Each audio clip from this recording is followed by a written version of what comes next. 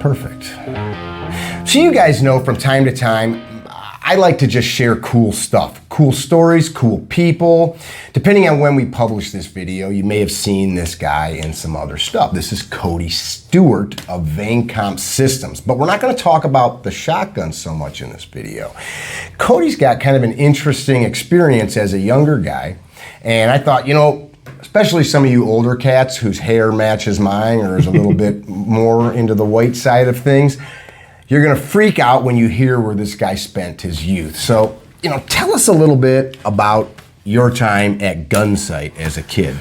Gunsite Training Center, yeah. My parents moved me out there when I was 8 years old. To Gunsite or to Paulden? Paulden. Yeah, Paulden, exactly, Paulden, Arizona. So, yeah, I grew up out there pulling weeds. My dad was a facility maintenance guy, so they call him the barn rats lovingly. Jeff is his name, if you guys know Jeff from Gunsite. He's been out there forever. He was a dedicated bad guy for the simunitions as well. So this is nearly 30 years ago. Sure, yeah. It was, what is it, 96. Okay. 96, 97. So it would be Jeff Cooper owned it, and then G owned it, and then Buzz Mills owned it. So my dad worked for all of them, and he's still there today. He works there. So when we moved in there in the 90s, my dad would, you know, school, summer breaks, whatever. My mom got tired of us at the house. Get out of here, go be with your dad. So my dad would take us to Gunsite, and we would find things to kill the time, things that would help, picking up brass, helping straighten out the ranges, sweeping the floors, pulling weeds for Jeff and Janelle Cooper. And that was one of the early things. I didn't really know it. I knew her brownies were great, and the lemonade was awesome. And that was my childhood was picking up brass and pulling weeds out at the sconce at Gunsite. The sconce, which that was his home, yes, right? Right. So while people read about this guy, you didn't realize in our world, I'm saying like the gun community, you were at like the Godfather. Yeah, of the sort modern. of like the Mecca. Yeah. That's what I found. I found out it was when I started there, all the Marines were there. You know, we had Bill Jeans and Pat Rogers and Louis Arbuck. All these guys were my uncles growing up. You know, I'd hear them on the radio. I'd hear Pat whistling, Range 6 is cold, Range 6 is cold. So he would, you know, Uncle Pat, he helped us. Bill Mon, one of the older guys out there, he paid for me to get a physical to go to wrestling. You know, it was like we had a pretty modest upbringing, and let me just cut in a little bit. Yeah. So I think what you're saying is he needed to pay for it because mom and dad didn't have the cash. Yeah, they would have found out a way to do it, but this guy heard that there was a need. Yeah. And he cared about you enough as a young man. Absolutely. To do it. I had things like that happen as a kid. That's cool. What was his name? Bill Mon. Okay. Yeah, he's an American veteran. He actually got ran over by a friendly tank in Korea. Oh my God. He's one of these old guys. He'd wring out newspaper to build up his forearm strength. The old Marine. Take him and just twist him? Yep, absolutely. Wow. So he was great. He went to my sister's wedding and stuff too. Is he still with us? No longer. So yeah, it was a good time living out there and growing up around these guys who, as I became older and came up through like 8th grade, I was there when they did a lot of special events. My dad would need, help, or not really need help. It made me feel like I was helping. He gave you something to do. Exactly. So one of the things I did was we'd rebuild the breacher house. The rapid entry systems technologies was a breaching thing where they'd take IV bags and blow up houses and doors and stuff. So I would rebuild this cinder block wall that got blown up every 3 weeks.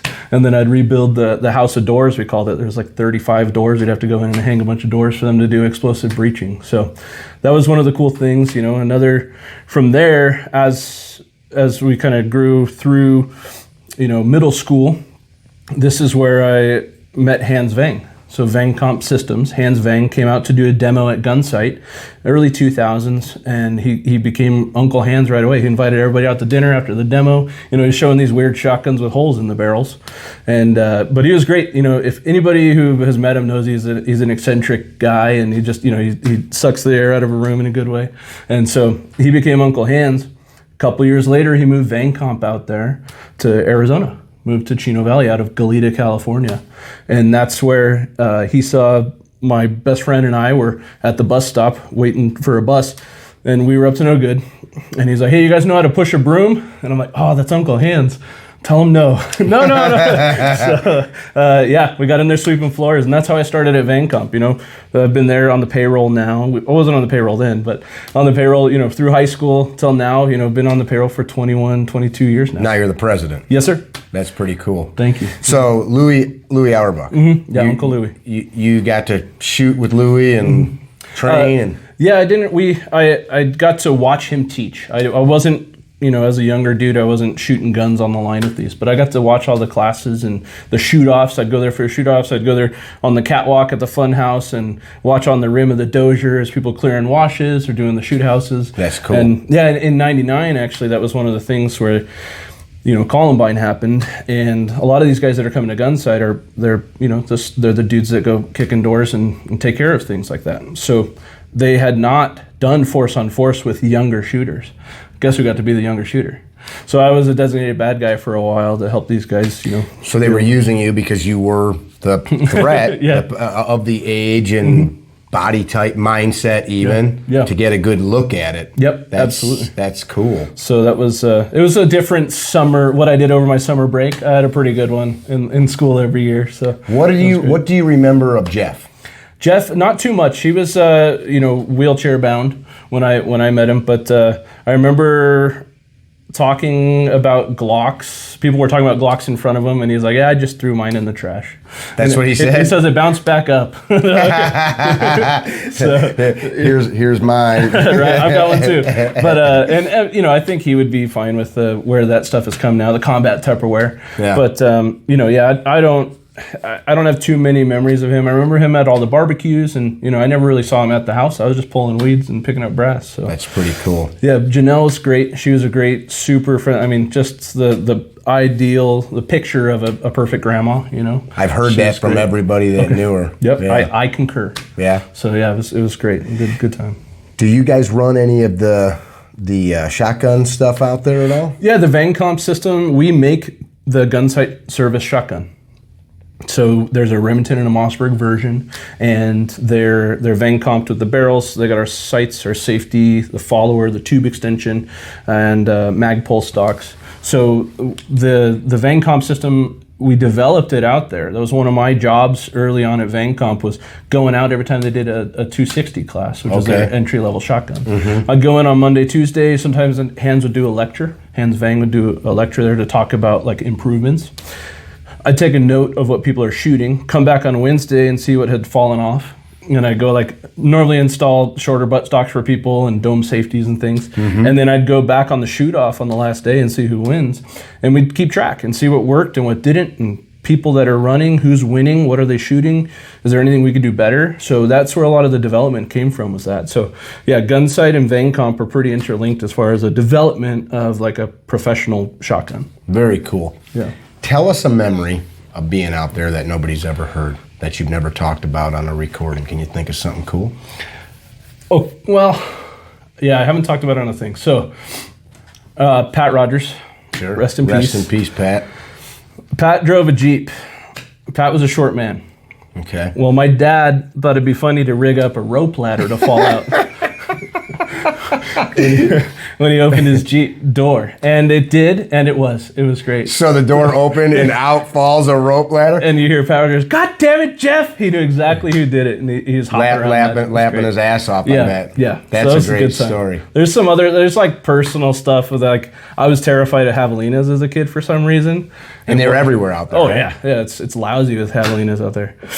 And I was just afraid of them. And for those of you that don't know what a javelina is, it's a little pig, right? It's the little running around in the shrubs. Yep, little wild pigs, and they're everywhere. But when you're small, they're very big. And I thought there was one in the barn, and one of the guys was actually making pig noises. Scared the crap out of me. I think last time I made a public accident. But if I ever want to mess with you, if I'm at your house, I should get a javelina cutout and.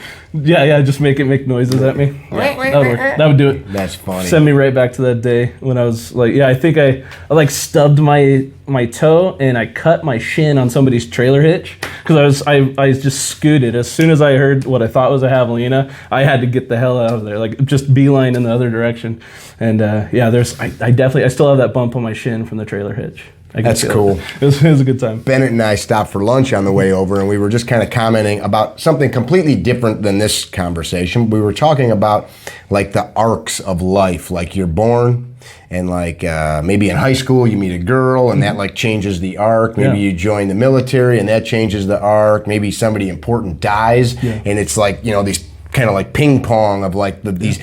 Your dad decided to go to Gunsite and get a job, and now you are president of a company because you happen to be there one day to meet this dude that invented this thing. That's pretty cool. Do you ever ponder that stuff? Man, the fragility of the choices that you had nothing to do with. Yeah, that's interesting. I haven't spent time thinking about that. Like, you know, we need to like go sit up on a hill and watch the sunset and just talk about it. You're just saying that because it's 420 today. Yeah. No, I haven't thought much about that. Shit, it is 420. Thanks, man.